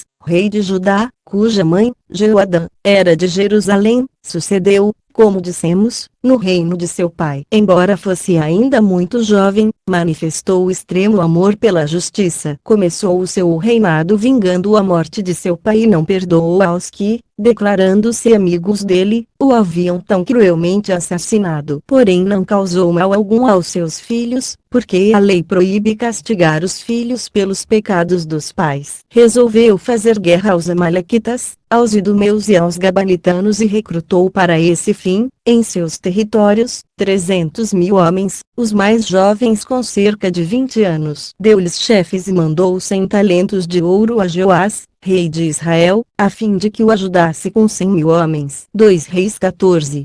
2 Crônicas 25. Quando estava prestes a se pôr em campo com aquele grande exército, um profeta ordenou-lhe, da parte de Deus, que devolvesse os israelitas, porque eram ímpios, e certamente ele seria vencido caso se servisse deles. Ao passo que, com o auxílio de Deus, as suas próprias forças lhe seriam suficientes para derrotar os inimigos. Isso o surpreendeu e deixou-o aborrecido, porque já entregara o dinheiro combinado para a manutenção da tropa. O profeta, contudo, exortou-o a obedecer à ordem de Deus, que podia compensá-lo generosamente por aquela perda. Ele obedeceu e devolveu os 100.000 homens sem exigir a devolução do dinheiro. Marchou contra os inimigos, venceu-os num grande combate, matou 10.000 no campo e fez um número igual de prisioneiros, aos quais mandou levar para um lugar denominado a Grande Rocha, perto da Arábia, de onde mandou lançar todos abaixo. Conseguiu também ricos despojos. Nesse mesmo tempo, todavia, os israelitas que ele havia despedido, julgando-se ofendidos, devastaram-lhe o país até Bet-Semes, levaram um grande número de cabeças de gado e mataram 3.000 habitantes dessa cidade. 397. Amazias, orgulhoso com o êxito de suas armas, esqueceu-se de que tudo devia a Deus e, por uma ingratidão sacrílega, em vez de lhe referir toda a glória, abandonou o seu divino culto para adorar as falsas divindades dos amalequitas. O profeta veio falar com ele e disse que muito se admirava de vê-lo agora ter em boa conta e adorar como verdadeiros os deuses que não haviam sido capazes de defender contra ele os seus próprios adoradores nem de impedir que matasse um grande número deles e aprisionasse também uma grande quantidade e levasse escravos outros ainda, com os seus ídolos, a Jerusalém, juntamente com os despojos. Essas palavras encolerizaram Amazias de tal modo que ele ameaçou matar o profeta, caso este se atrevesse a continuar falando daquele modo. Ele respondeu que ficaria quieto, mas Deus não deixaria de castigá-lo como ele merecia. O orgulho de Amazias crescia cada vez mais, e ele sentia prazer em ofender a Deus, em vez de reconhecer que toda a sua felicidade vinha dele e de dar-lhe graças. Ele escreveu pouco depois a Joás, rei de Israel, ordenando-lhe que o obedecesse com todo o seu povo, assim como as 10 tribos que ele governava haviam obedecido a Salomão e a Davi, seus antepassados. E, se não o fizesse voluntariamente, que se preparasse para a guerra, pois ele a declararia e resolveria a questão pelas armas. Joás respondeu-lhe nestes termos: o rei Joás ao rei Amazias. Havia antigamente no monte Líbano um cipreste muito grande e um cardo. O cardo mandou pedir ao cipreste a filha deste em casamento para o seu filho, mas ao mesmo tempo que lhe fazia esse pedido uma fera veio sobre ele e esmagou. Servi-vos deste exemplo, para que não empreendais coisa alguma acima de vossas forças e não vos orgulheis demasiado por causa da vitória que conquistastes contra os amalequitas, pondo-vos em risco de vos perderdes com todo o vosso reino. Amazias, irritadíssimo com essa carta, preparou-se para a guerra, e Deus a ela o impelia, sem dúvida para fazer cair sobre ele a sua vingança. Quando os exércitos se enfrentaram enquanto a luta se preparava, o exército de Amazias viu-se de repente tomado de grande terror, enviado por Deus, por ele não lhe ser favorável, de modo que fugiram incontinenti, mesmo antes de travarem combate, abandonando Amazias à mercê do inimigo. Joás,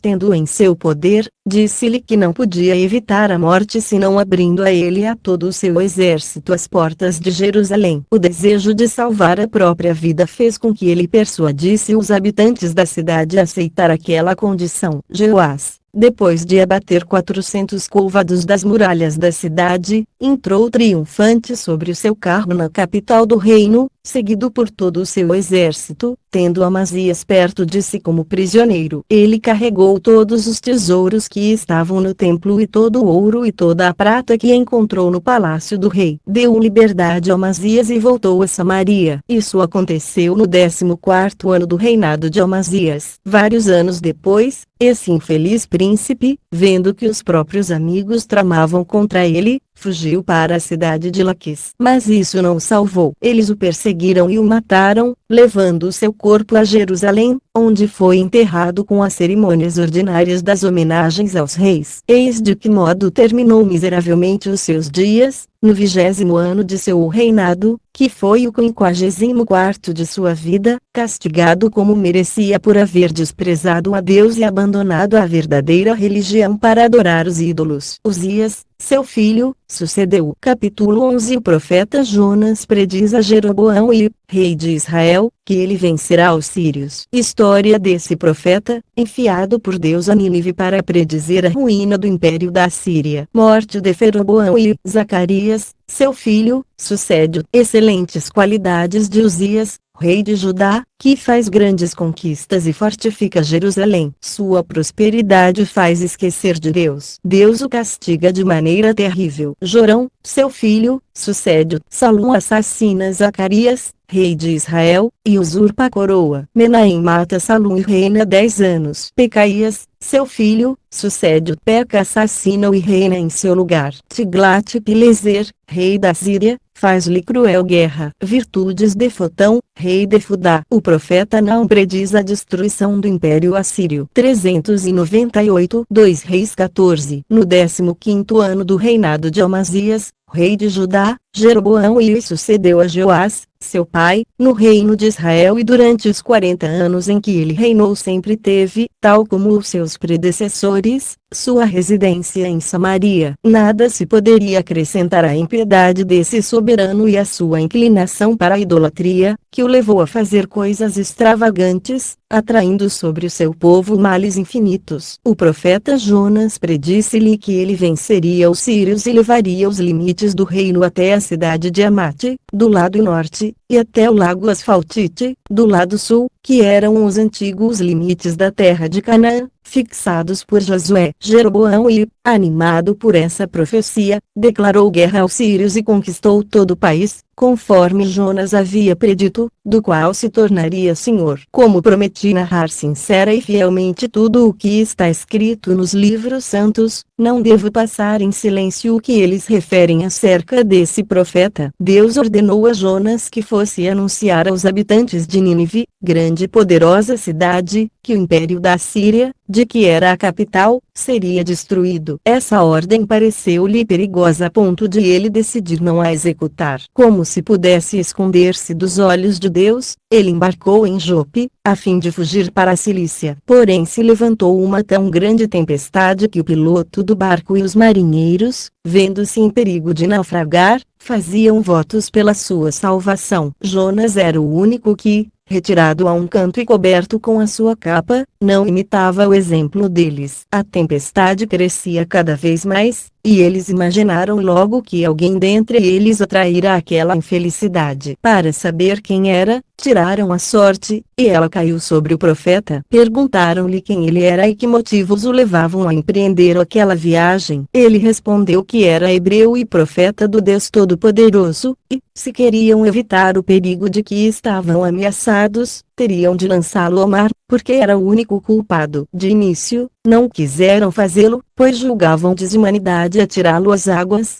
expondo assim a uma morte certa um estrangeiro que lhes havia confiado a vida. Quando se viram prestes a morrer, todavia, o desejo de salvar as próprias vidas e a insistência do profeta fizeram-nos decidir lançá-lo ao mar. No mesmo instante, a tempestade cessou. Disse que um grande peixe o engoliu e, depois de ele ter passado 3 dias em seu ventre, ele o restituiu vivo e sem ferimento algum à praia do Ponto Euxino, de onde ele partiu para Nínive, depois de pedir perdão a Deus, e anunciou ao povo que eles perderiam bem depressa o império da Ásia. 399, 2 Reis 14:15. Voltemos agora a Jeroboão e, rei de Israel. Ele morreu depois de reinar feliz durante 40 anos, e foi enterrado em Samaria. Zacarias, seu filho, sucedeu Uzias, do mesmo modo, no 4º ano do reinado de Jeroboão e, sucedeu Amazias no reino de Judá. Nasceu este de Jecolias, mulher de Amazias. Ela era de Jerusalém. 402 Crônicas 26. O rei Urias tinha tanta bondade e amor pela justiça e era tão corajoso e previdente que essas excelentes qualidades, unidas, levaram-no a realizar grandes empreendimentos. Venceu os filisteus e tomou-lhes muitas cidades, entre as quais Gate e Jabiné, da qual abateu as muralhas. Atacou os árabes, vizinhos do Egito, e construiu uma cidade perto do Mar Vermelho, onde deixou uma forte guarnição. Ele também subjugou os amonitas, tornando-os tributários. Reduziu ao seu domínio todos os países, que se estendem até o Egito, e empregou em seguida todo o seu cuidado na restauração e fortificação de Jerusalém. Mandou consertar e refazer as muralhas, que estavam em muito mau estado, pela incúria de seus predecessores, inclusive aquele espaço de 400 côvados que Joás, rei de Israel, mandara derrubar ao entrar triunfante na cidade, Após aprisionar o rei Amazias, mandou também reedificar várias torres com altura de 150 côvados e construiu fortificações nos lugares mais afastados da cidade. Fez ainda vários aquedutos. Ele criava um número enorme de cavalos e de gado, porque a região é rica em pastagens. Como amava muito a agricultura, mandou plantar uma grande quantidade de árvores frutíferas e toda espécie de plantas. Mantinha 370.000 soldados, todos escolhidos, armados com espadas, arcos, fundas, escudos e couraças de bronze, distribuídos em regimentos e comandados por 2.000 bons oficiais. Mandou também fazer uma grande quantidade de máquinas de atirar pedras e dardos, grandes ganchos e instrumentos semelhantes, próprios para os ataques e as guerras. O orgulho de tão grande prosperidade envenenou o espírito do soberano e corrompeu-o de tal modo que esse poder passageiro e temporal o fez desprezar o poder eterno e subsistente de Deus. Não observou mais as suas santas leis e, em vez de continuar a praticar a virtude, procedeu à imitação do pai na impiedade, entregando-se ao crime. Assim, os seus felizes empreendimentos e a glória de tantas ações beneméritas só serviram para destruí-lo e para fazer ver o quanto é difícil aos homens conservar a moderação na prosperidade. No dia de uma festa solene, ele revestiu-se dos paramentos sacerdotais e entrou no templo para oferecer a Deus as incensações no altar de ouro. O sumo sacerdote Azarias, acompanhado por 80 sacerdotes, correu e disse-lhe que aquilo não era permitido. Proibiu-lhe passar além e ordenou que saísse, para não irritar a Deus com aquele incrível sacrilégio. Uzias ficou de tal modo encolerizado que o ameaçou de morte, bem como a todos os outros sacerdotes, se não permitisse que ele fizesse o que desejava. Mal pronunciou essas palavras, sentiu-se um terrível tremor de terra. O alto do templo abriu-se, e um raio de sol feriu o ímpio rei no rosto. No mesmo instante, ele ficou coberto de lepra. O mesmo tremor de terra dividiu também em dois, num lugar próximo da cidade, de nome Eroge, o monte que está voltado para o ocidente, do qual uma metade foi levada a 4 estádios dali contra outro monte, que está voltado para o levante, o que barrou toda a estrada principal e cobriu de terra os jardins do rei. Os sacerdotes, vendo o rei coberto de lepra, imaginaram facilmente a causa. Disseram que aquele castigo era um sinal visível da justiça de Deus e ordenaram que ele saísse da cidade. A sua extrema confusão tirou-lhe a ousadia de resistir, e ele obedeceu. Assim, foi castigado pela sua impiedade para com Deus e pela temeridade que o levara a se elevar acima da sua condição humana. Ele passou algum tempo fora da cidade, onde viveu como um homem qualquer,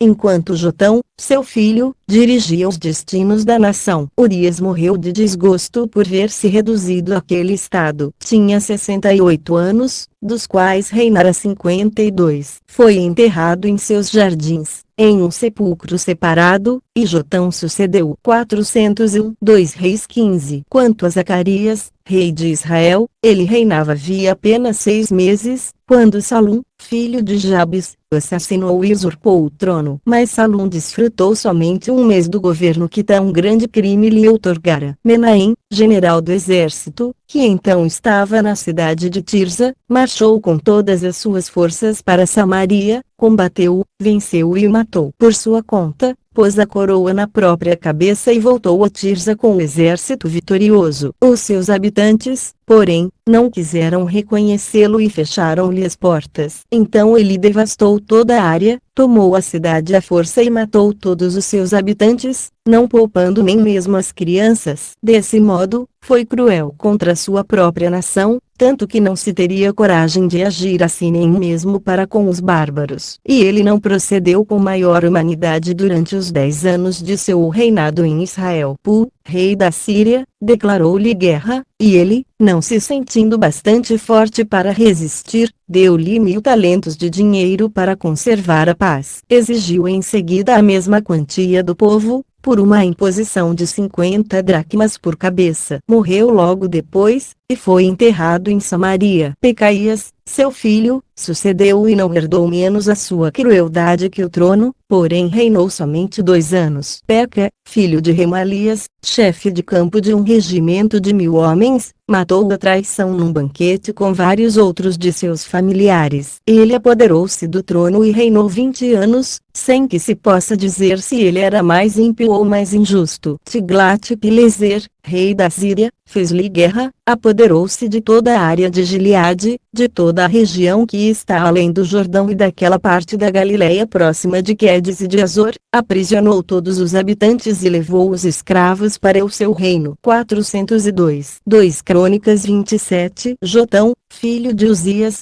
rei de Judá, e de Erusa, que era de Jerusalém, reinava nessa época. Nenhuma virtude faltava a esse príncipe, pois ele foi tanto religioso para com Deus quanto justo para com os homens. Tomou grande cuidado em restaurar e embelezar essa grande cidade. Mandou refazer o átrio e as portas do templo e reerguer uma parte das muralhas, que havia caído. A isso acrescentou torres grandes e fortes e eliminou todas as desordens do reino. Venceu os amonitas, impôs-lhes um tributo de 100 talentos, 10.000 medidas de trigo e outras tantas de cevada por ano. Aumentou de tal modo a extensão e a força do país que ele era não menos temido por seus inimigos quanto amado pelo seu povo. 403. Durante o seu reinado, um profeta, de nome Naum, predisse a ruína do império da Síria e a destruição de Nínive, nestes termos: tal como às vezes as águas de um grande reservatório são agitadas pelo vento, assim se verá igualmente todo o povo de Nínive agitado e perturbado pelo temor, e a sua hesitação será tão grande que no mesmo tempo dirão uns aos outros: fujamos. Outros dirão: não, fiquemos para apanhar o nosso ouro e a nossa prata. Mas nenhum deles seguirá esse conselho, porque eles preferirão salvar a vida, e não seus bens. Assim, só se ouvirão entre eles gritos e lamentações. O seu terror será tão grande que muito mal sobreviverão, e as suas cidades ficarão irreconhecíveis. Para onde irão então os leões e as mães dos leõezinhos? Nínive, diz o Senhor, eu te exterminarei, e não se verão mais sair de ti os leões. Algo assustavam o mundo. O profeta acrescentou várias outras coisas semelhantes com relação a essa poderosa cidade, as quais não refiro para não aborrecer os leitores. 115 anos depois, constatou-se a veracidade dessa profecia. Capítulo 12. Morte de Jotão, rei de Judá. Acás, seu filho, que era muito ímpio, sucede Rezim, rei da Síria, e Peca, rei de Israel, fazem-lhe guerra. Esses reis se separam. Peca é vencedor. Em uma batalha sangrenta, o profeta Obed leva os israelitas a restituir os prisioneiros. 404. 2 Reis 18. 2 Crônicas 28. Jotão, rei de Judá, morreu na idade de 41 anos, depois de reinar 16, e foi enterrado no sepulcro dos reis. Acás, seu filho, sucedeu. Esse soberano foi muito ímpio, calcou aos pés as leis de Deus e imitou os reis de Israel em suas abominações. Ergueu em Jerusalém altares sobre os quais sacrificou aos ídolos, chegando a oferecer o próprio filho em holocausto, segundo o costume dos cananeus, e cometeu vários outros crimes detestáveis. Rezim, rei da Síria e de Damasco, e Peca, rei de Israel, que já era inimigo de Acás, declararam-lhe guerra e o sitiaram em Jerusalém. Mas a cidade estava tão fortemente defendida que eles foram obrigados a levantar o cerco. Rezim tomou em seguida a cidade de Elá, situada à beira do Mar Vermelho. Mandou matar todos os seus habitantes e lá estabeleceu uma colônia síria. Tomou também várias outras cidades fortes, matou um grande número de judeus e, carregado de despojos, voltou a Damasco com o seu exército. Quando Acás viu que os sírios se retiravam, julgou não ser mais fraco que o rei de Israel sozinho e assim marchou contra ele. Eles travaram uma batalha na qual Deus, para castigar Acás pelos seus crimes, permitiu que este fosse vencido, com uma perda de 120.000 homens e de Maséias, seu filho, morto por Zicri, general do exército de Peca,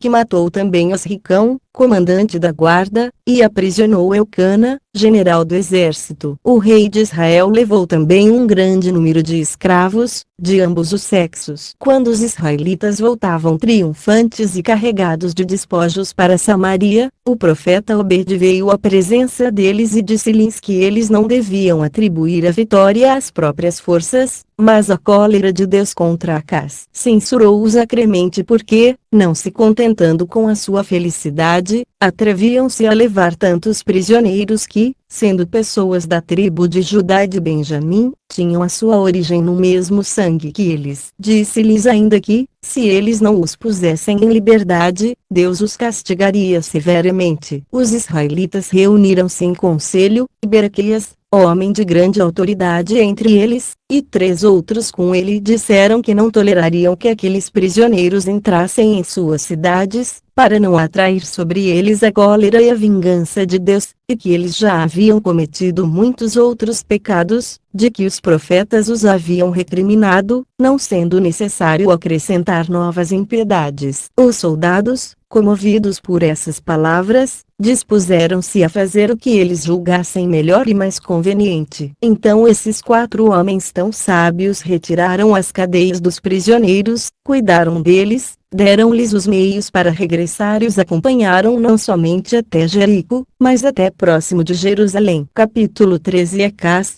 rei de Judá, pede auxílio a Tiglat-Pileser, rei da Síria, que devasta a Síria, mata Rezim, rei de Damasco, e toma a cidade. Horrível impiedade de Acás. Sua morte. Ezequias, seu filho, sucede o Peca, rei de Israel, é assassinado por Oséias, que usurpa o trono, mas é vencido por Salmaneser, rei da Síria. Ezequias restaura inteiramente o culto a Deus, vence os filisteus e despreza as ameaças do rei da Síria. 405. 2 Reis 16 e 17. Depois de tão grande perda, Acás, rei de Judá, enviou embaixadores com ricos presentes a Tiglat-Pileser, rei da Síria, para pedir-lhe socorro contra os israelitas, os sírios e os damasquinos, prometendo-lhe uma grande quantia de dinheiro. O soberano veio em pessoa com um poderoso exército, devastou toda a Síria, tomou a cidade de Damasco e matou Rezim, que era o seu rei. Mandou os habitantes para a Alta Média e fez vir no lugar deles os assírios. Marchou depois contra os israelitas e levou vários escravos. Acás foi a Damasco agradecer-lhe e levou-lhe não somente todo o ouro e prata que havia em seus tesouros, mas também o que estava no templo, sem excetuar os presentes que se haviam oferecido a Deus. Esse detestável príncipe tinha tão pouco juízo que, mesmo sendo os sírios seus inimigos declarados, não deixava de adorar os seus deuses, como se devesse pôr toda a sua esperança no auxílio deles. Quando ele viu, porém,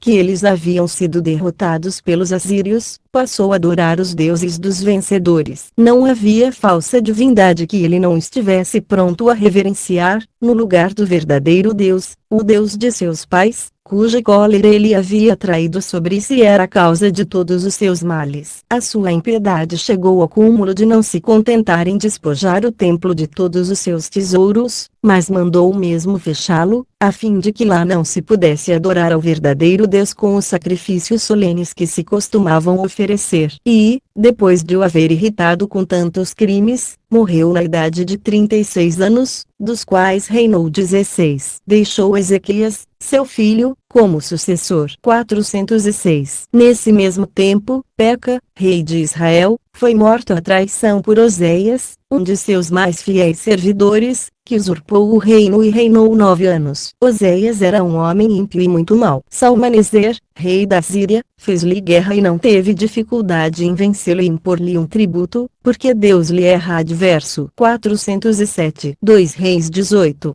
2 Crônicas 29, 30 e 31. No 4º ano do reinado do rei Oséias, Ezequias, filho de Acás e de Abi, a qual era de Jerusalém, sucedeu-o no reino de Judá, como já dissemos. Esse príncipe era um homem de bem, tão justo e religioso que desde o princípio do reinado julgou nada poder fazer de melhor para si e para os seus súditos que restaurar o culto a Deus. Reuniu para isso todo o povo, os sacerdotes e os levitas, e falou-lhes, não podeis ignorar os males que sofrestes por causa dos pecados do rei meu pai, desde que ele deixou de prestar a Deus a soberana honra que lhe é devida e pelos crimes que vos fez cometer, persuadindo-vos a adorar os falsos deuses que ele adorava. Assim, experimentastes os castigos que seguem a impiedade. Exorto-vos a renunciar a tudo isso, a purificar as vossas almas da sordidez que as desonra e a vos unirdes aos sacerdotes e aos levitas para abrirmos o templo do Senhor, purificá-lo com solenes sacrifícios e restaurá-lo à sua primitiva magnificência, pois é o meio de aplacarmos a cólera de Deus e de torná-lo novamente favorável a nós. Depois de o rei haver falado, os sacerdotes abriram o templo, purificaram-no, prepararam os vasos sagrados e puseram as ofertas sobre o altar, segundo o costume de seus antepassados. Ezequias ordenou em seguida que todo o povo de seu território viesse a Jerusalém, a fim de ali celebrar a festa dos Asmos, que fora abandonada havia muitos anos, pela impiedade dos reis seus predecessores. Seu zelo foi além, ele exortou os israelitas a abandonar as superstições e voltar aos antigos e santos costumes, prestando a Deus o culto que lhe é devido. Prometeu recebê-los em Jerusalém se eles quisessem vir celebrar a festa com os compatriotas. Ele acrescentou que unicamente o desejo de vê-los felizes, e nenhum outro interesse particular,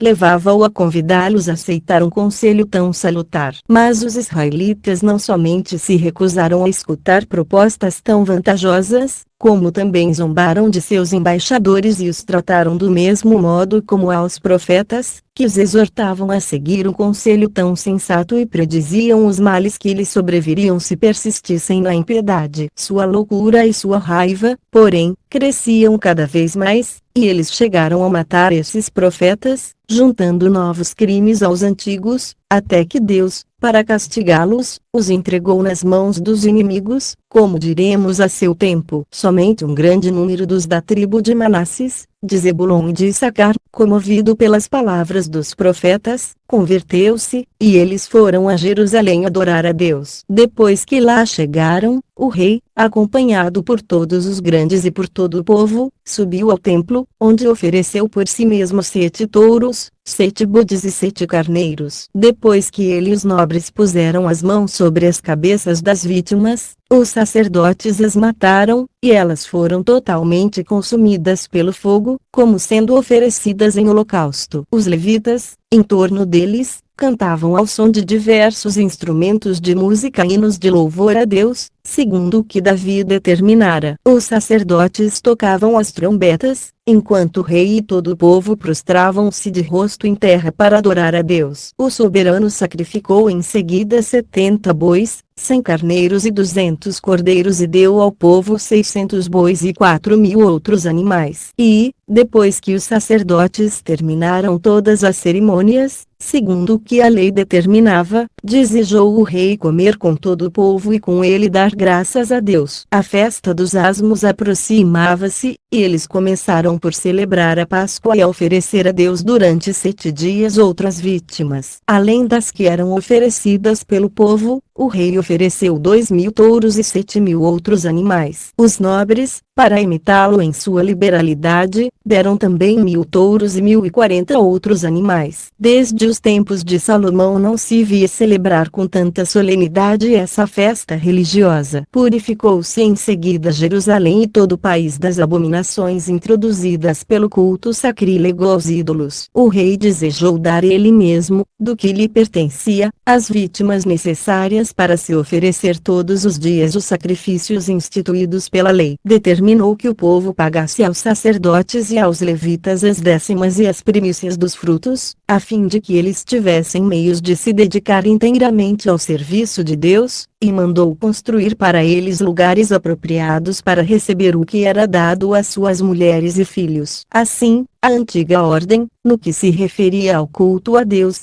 foi completamente restabelecida. 408. Depois que esse sábio e religioso soberano realizou todas essas coisas, declarou guerra aos filisteus, venceu-os e tornou-se senhor de todas as cidades desde Gaza até Gate. O rei da Síria ameaçou destruir-lhe o país se ele não pagasse o tributo que seu pai estava acostumado a pagar. Mas a confiança que a sua piedade o fazia ter em Deus e a fé que ele prestava às predições do profeta Isaías, que o instruía particularmente a respeito do que devia suceder, o fez desprezar essas ameaças. Capítulo 14. Salmaneser, rei da Síria, toma Samaria, destrói inteiramente o reino de Israel, leva escravos o rei Oséias e todo o povo e manda uma colônia de chutienses habitar o reino de Israel. 409. 2 Reis 17. Salmaneser, rei da Síria, tendo sabido que Oséias, rei de Israel, enviara secretamente embaixadores ao rei do Egito para convidá-lo a tomar parte numa aliança contra ele, marchou com um grande exército para Samaria, no 7º ano do reinado desse soberano. Depois de um cerco de 3 anos, apoderou-se da cidade, no 9º ano do reinado desse príncipe e no 7º ano do reinado de Ezequias,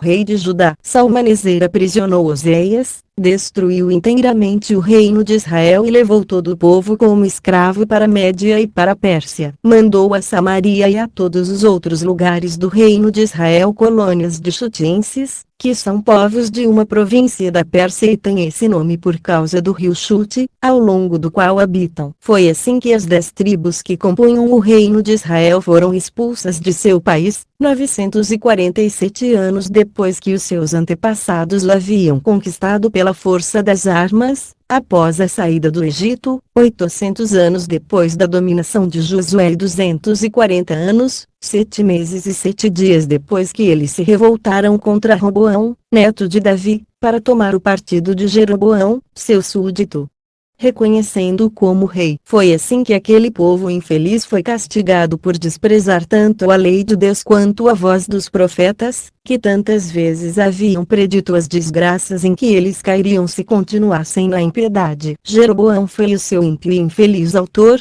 quando, ao subir ao trono, levou o povo, pelo seu exemplo, à idolatria e atraiu contra si a cólera de Deus, que o castigou como merecia. O rei da Síria fez então sentir o peso de suas armas a Síria e a Fenícia. Faz-se menção dele nos anais dos Tírios porque ele lhes fez guerra durante o reinado de Eluleu, seu rei, como narra Minandro na História dos Tírios, que foi traduzida para o grego. Eis como ele fala: Eluleu reinou 36 anos. E os gitienses revoltaram-se, e ele partiu contra eles com uma esquadra e os reduziu à sua obediência. O rei da Síria enviou também um exército contra eles e apoderou-se de toda a Fenícia. Tendo feito a paz, voltou ao seu país. Pouco tempo depois, as cidades de Arsé, da antiga Tiro, e várias outras, quebraram o jugo dos tírios para se entregar ao rei da Síria. Como os tírios eram os únicos que não se queriam submeter a ele, enviou contra ele 60 navios, que os fenícios haviam equipado e nos quais havia 800 remadores. Os tírios foram com 12 navios ao encontro dessa frota, dispersaram-na, fizeram 500 prisioneiros e granjearam reputação de valentes por essa vitória. O rei da Síria regressou, mas deixou muitas tropas ao longo do rio e dos aquedutos, para impedir que os tírios pudessem tirar água, o que, havendo-se prolongado por 5 anos, obrigou-os a cavar poços. Encontramos isso nos Anais dos Tírios, que é relativo a Salmaneser, rei da Síria. 410. Esses novos habitantes de Samaria, que se chamavam chutienses, por razão que já explicamos, eram de 5 nações diferentes, tendo cada uma um deus particular, e eles continuaram a adorá-los, como faziam em seu país. Deus ficou tão irritado que lhes mandou uma terrível peste, para a qual não se encontrou remédio no país. Eles foram então avisados por um oráculo que adorassem ao Deus verdadeiro e todo-poderoso, e ele os livraria. Mandaram então pedir logo ao rei da Síria que lhes mandasse alguns dos sacerdotes hebreus, que estavam prisioneiros. O soberano concordou, e eles os instruíram na lei de Deus, prestaram-lhe as honras devidas, e logo a peste cessou. Esses povos, a que os gregos chamam samaritanos, continuam ainda hoje na mesma religião e mudam com relação a nós segundo a diversidade dos tempos. Pois, quando a nossa situação é boa, eles declaram que nos consideram irmãos, porque sendo uns e outros descendentes de José, temos a nossa origem no mesmo ramo. Quando a sorte nos é contrária, eles dizem que não nos conhecem e que não são obrigados a nos amar, pois, vindo nós de um país tão afastado para se estabelecer naquele em que eles habitam, nada tem de comum conosco. Mas é necessário deixarmos esse assunto para um outro momento, mais conveniente.